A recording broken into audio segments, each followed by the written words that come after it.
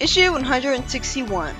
After some panels are completely wasted on worthless recap, Sonic bursts out laughing and starts rolling on the floor because he thinks Crocbot and Octobot are the lamest robots ever, and Tails points out that even he beat the two of them when he was little.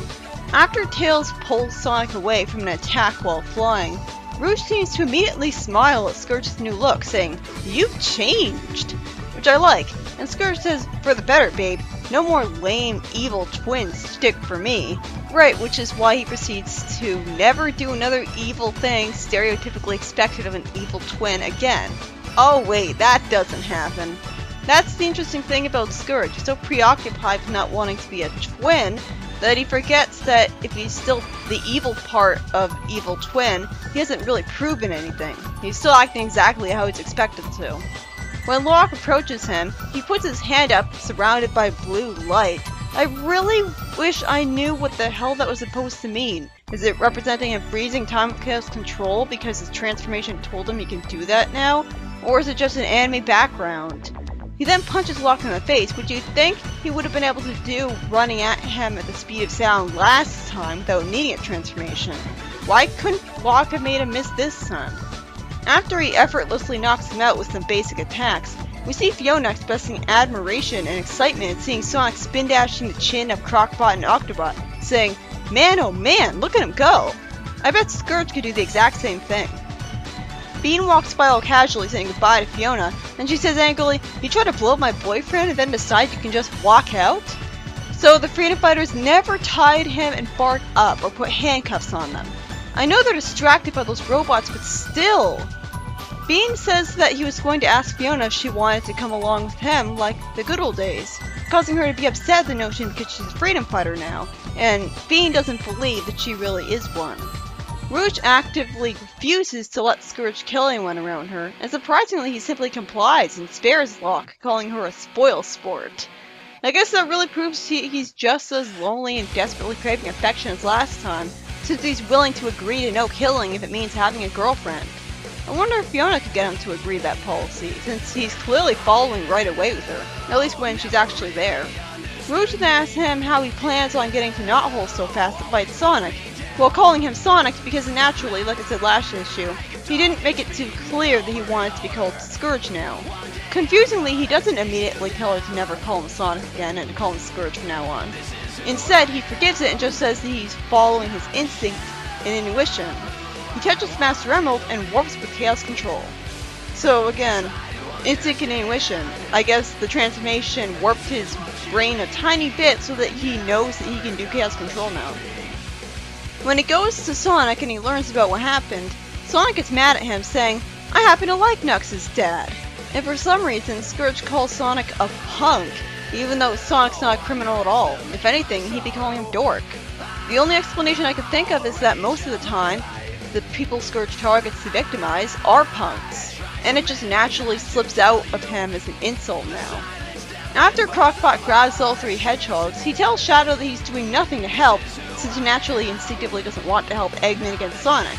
And when he threatens to report him as a traitor to Eggman, Shadow just deadpans, "No, you won't." Sonic asks Scourge casually for a quick truce to finish off the robot, and Scourge says, "Works for me." Naturally, anything to get the distraction out of the way. But yeah, I think of it as menacing at least. Too bad for the robot that the hedgehogs have magical bullshit powers where they can just go into a spin dash despite being held in the grip of tentacles, which should prevent them from curling up to a ball and spin dashing. After the robot is dealt with, a fight begins with Sonic calling Scourge's quick first hit a cheap shot because he wasn't ready. They run all over the place in blurs, and at the end, he throws Sonic to the ground, saying, "At last!" from winning the fight with him for the first time. It's not satisfying though because you don't actually see him land any hits other than the first one.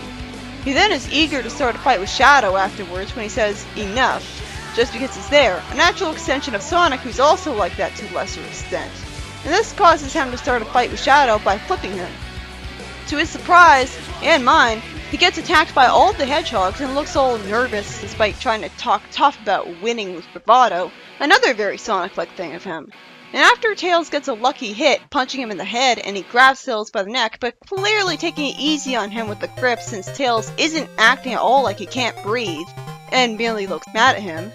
Rouge tells Scourge with Fiona nearby that he's had his fun and they need to get out of there, since all the freedom fighters are ganging up on him.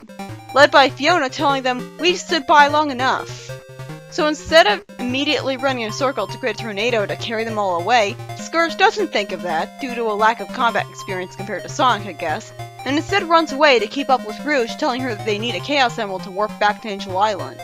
Sonic then thanks Fiona for being useful for the 4th time with the cavalry charge, touching her hair affectionately while having an evil-looking smirk on his face. And Fiona says better late than never, using a bit of self-deprecating humor since she acknowledges she was really late. Naturally, Shadow is still angry enough to keep chasing Scourge, who complains, "Maybe if I didn't have that dead weight to tow." Which makes sense, it doesn't at the same time, because he's clearly running fast, his feet all spinning. So why would towing Rouge make him any slower? He still looks like he's running at the speed of sound, he doesn't look like he should have to slow down for his safety, and yet she's still slowing him down? Also, Rouge finally gets that he wants to be called Scourge now. After a giant ring portal appears, Scourge of course acts all confused, asking where that came from, and Rouge tells him to just jump inside and be thankful instead of questioning it. With Fiona holding Sonic's hand, looking sad and puppy-eyed, showing compassion for, I think it's the 9th time now, Elliot complains so much for your new base of operations, and Rhoda promises Sonic that they'll have a better defense system online soon. As I expected, Sonic doesn't consider his birthday ruined because of a fun fight, although his exact reasoning is that the base drew all of Eggman's fire away from Knothole and their families, and says that he lives for this stuff. Dr. Finitevus reveals that he had worked Scourge to him so that he'd join him on his ambitions. So did he spy on him with a convenient invisible camera or a crystal ball so that he'd know when and where to send that magical portal? Either way, Scourge agrees right away at the prospect of inconveniencing Sonic, and Finitevus tells him that they can't start right away and have to lay low for a time. Why? The story ends before we can see Scourge question this. Wouldn't he be the type to hate following anyone's orders and want to just do what he wants? Wouldn't he just say, "Screw you, I want to do my own thing"? I guess he forces himself to do it to humor him so that he gets help and planning skills. In the next story, it starts out with me hating it right away, as despite Blaze clearly seeing Sonic protecting the Soul Emeralds in a dream and saying so, she starts a fight with him anyways. This is absolute bullshit. It would be fine if she didn't have that dream telling her he's a hero, but of course that dream was the whole reason she came to that dimension, so you remove it and she wouldn't be here at all. It would have made sense if she was here from following Eggman Nega like in the game, and therefore wouldn't know that he's a hero. But since that character was arbitrarily banned from the comic by Sega's draconian policies, like Cream the Rabbit, they had to awkwardly finagle another excuse to get her to come here, which is much more clumsy as you are seeing.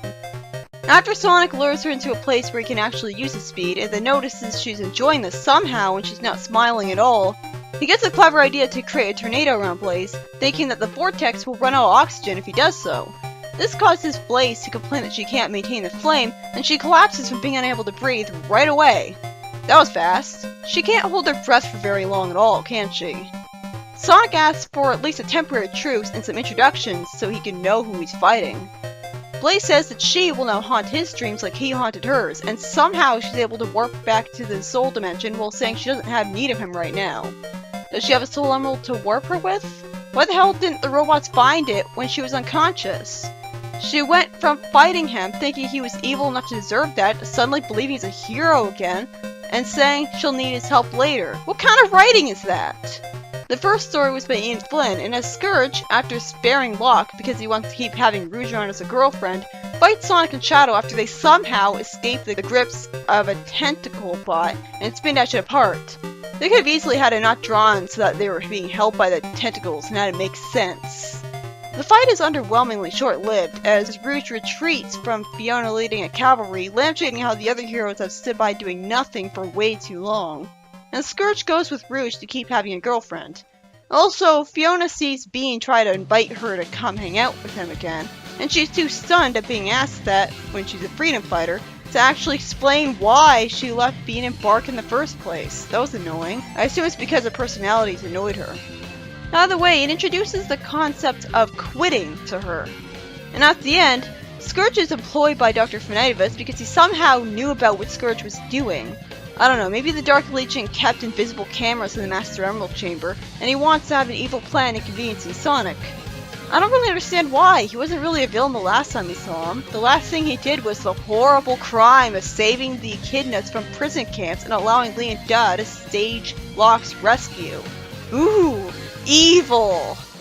I hope his motivation against Sonic won't feel like it came completely out of nowhere.